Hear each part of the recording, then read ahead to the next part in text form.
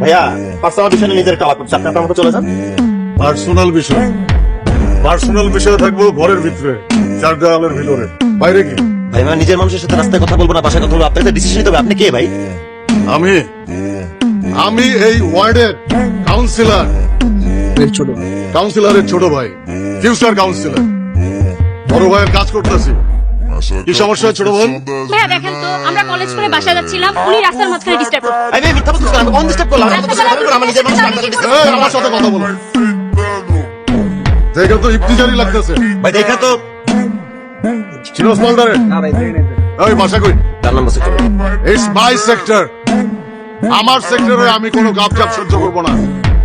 Next time যদি দেখি কোনো মায়ের ডিস্টার্ব করতেছস, তাহলে তোর খবর আছে। Acusada, nem te vi batendo.